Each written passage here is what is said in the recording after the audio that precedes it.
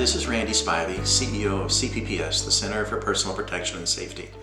And I want to talk about a topic today that I haven't seen discussed very much in the security arena. And that is, how do we prepare as security professionals, our employees, or in a nonprofit organization, our volunteers, or in an educational institution, maybe our faculty or students, that might find themselves in a governmental detention. As you look right now in the news, you see WNBA star Britney Griner being detained by the Russian government, being accused of trafficking narcotics or traveling with narcotics. And I don't know the details of that, but what I do know is that historically what we have seen is that when tensions are strained between nations, it's not unusual for them to actually detain a citizen of the opposing country and hold them there and use them as leverage for some purpose of detaining them against the other country. So from a security perspective, how do we prepare our people for that possibility? If you have employees that are still in Russia, for example, or you have students that are traveling to areas that could find themselves arrested for doing something silly or stupid while they're traveling. How do we prepare them for the possibility of being detained by a government? And are there differences between being held hostage and then being detained by a foreign government? Well, the answer to that question is yes, because in a hostage situation, it's normally driven by either a criminal or a terrorist activity, and the potential lethality of being held hostage is quite a bit higher than being detained by a foreign government. On the other hand, a foreign government is going to hold you. We need to be able to equip people with the principles and the basic, I call it Government Detention 101, on what they should do and what should they not do if they're being detained. So principle number one is that it's important that people understand that this is possibly, if they are detained and being questioned and being accused of whatever, that it's possibly bigger than them. In other words, that they might be a pawn in a much bigger scheme that's happening between government to government, and it's not unusual for, let's say, in the United States, we pick up 3 diplomats and expel them from the country, and the next thing you know, the Russian government picks up 3 American diplomats and they expel them. But now what you're starting to see is tensions rise between Russia and the United States. Western countries are seizing assets of the Russian government and oligarchs and seizing yachts and billions of dollars. And now you see the Russian government talk about seizing assets of U.S. companies, for example, buildings, facilities, equipment. And it's not a big leap to go from seizing equipment and assets along that way to actually seizing personnel and detaining them and using them as leverage in the conflict.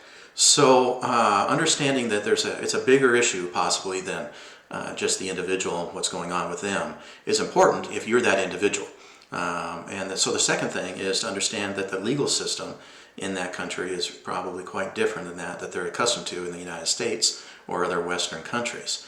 And in fact, it's possible that they would do something and get arrested for it that was not a crime, but sometimes we've seen happen where they do reciprocal, or they go back in time and say, all right, you did this today and it wasn't a crime, but today we passed a law and said it was a crime now, and we're going to hold you accountable for that, even though when you did whatever it wasn't an issue. So we've seen that happen in the past. So understanding that it could be a bigger issue than just them, and number two, that the legal system is probably quite different and fluid potentially, so that they don't try to become their own lawyer and get into legal discussions. It's much better for them just to not go there when they're talking with anybody that's detaining them. So what should they say? Well, Government Detention 101 basically says that if you're detained or if you're being questioned, that there are a couple things you do want to say. The number one is you want to say who you are, who you're with, as far as an organization, and what you're doing there. So, for example, if I were being detained in Moscow and they asked me what I was there doing, I would have a general statement that I would tell them. My name's Randy Spivey.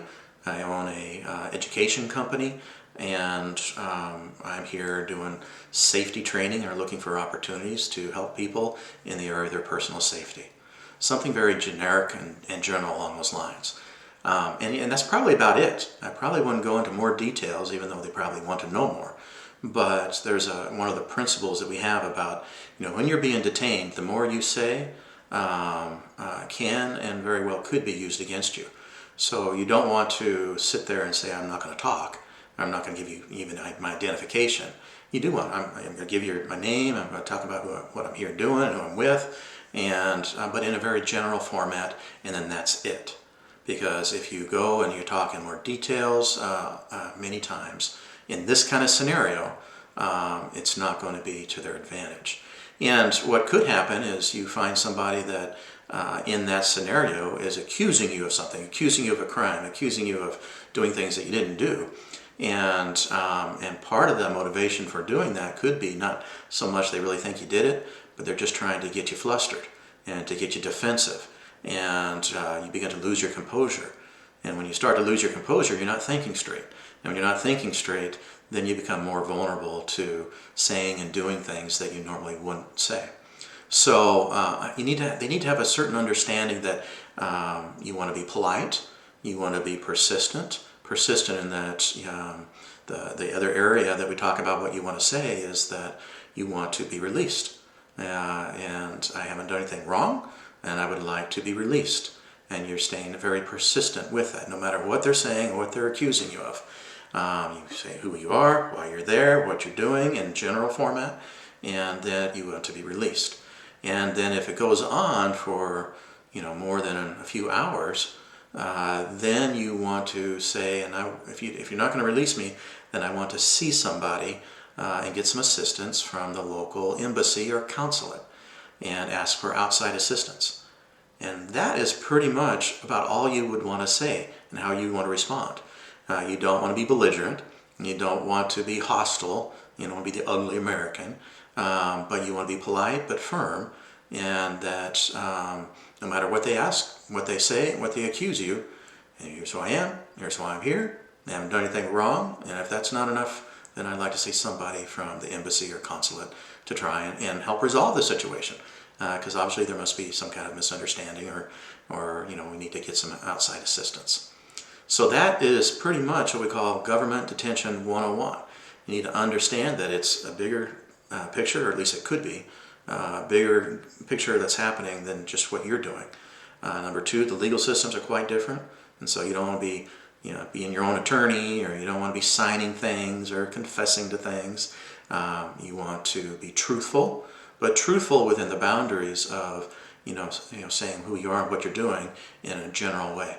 And when I say a general way, I'm talking a couple sentences, not paragraphs or pages. So it needs to be short, to the point, and consistent, and that you want to get this resolved and move on your way. And if that's not going to help, or if that's not going to work, then I want to get some outside assistance from the U.S. Embassy or the consulate, and let's try and get this resolved. So you're being polite, but you're being persistent. And if that's all you're doing, then the chances of them really using you as leverage and moving down a path of exploiting you and maybe even get you to say things that are illegal or sign things and confessions and all that stuff that we've seen happen in government detentions. But if you just stick with that, you're going to be relatively safe. So that's Government Detention 101. It's different than hostage, which says, calm, connect, and capitalize, the 3 C's of hostage survival. In a hostage situation, you're going to talk about things to connect with them as an individual more than you would, say, with the government. Okay? Now, we have a training program on this, and if you have people that are in Russia or at other higher risk locations that need more guidance on this area, we can certainly do virtual training, and all you have to do to find out more about that is contact us at info@cpps.com. All right, thanks for your time and stay safe.